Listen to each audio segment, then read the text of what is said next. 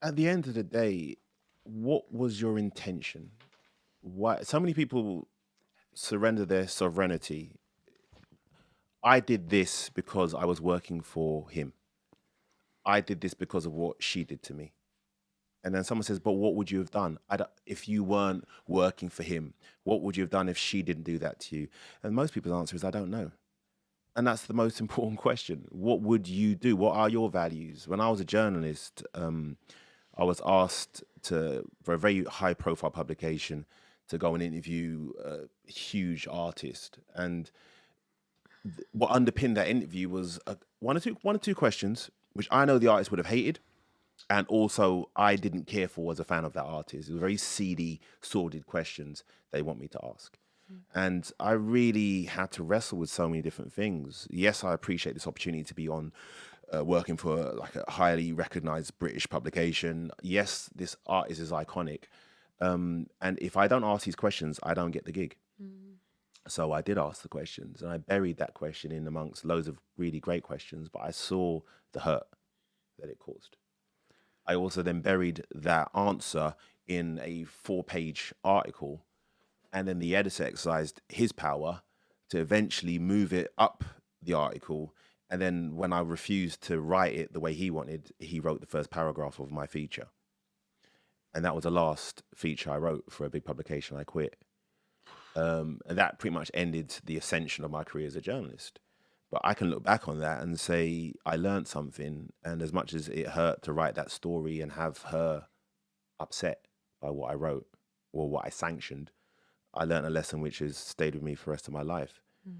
We've got to look at why we're here and what we do things for. You know, we're a finger pointing culture right now. He did that wrong, she did that wrong. And I'm just appreciating what compassion is about, because we do wrong every day.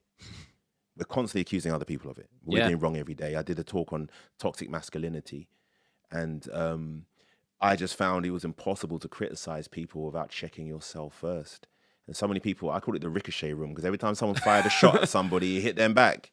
Right. And the only thing you could do is just really look at yourself, look at your own values, and then work from that point, rather than listening with intention of attacking someone or blaming someone for something. Yes. And there's a guy called Sivan Bomar had this idea that compassion links the compass. And it's like, what direction do you want things to go in?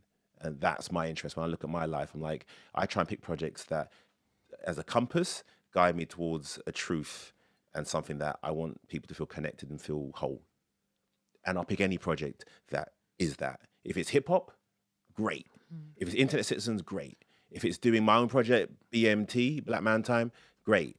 But I won't do Black Man Time and it's just about black men, even though it's called Black Man's Time. It's about finding universal truths. And one thing that made me feel like, okay, I really believe I can do this, was when black men traveled and black people traveled from Africa around the world, they were offering goods.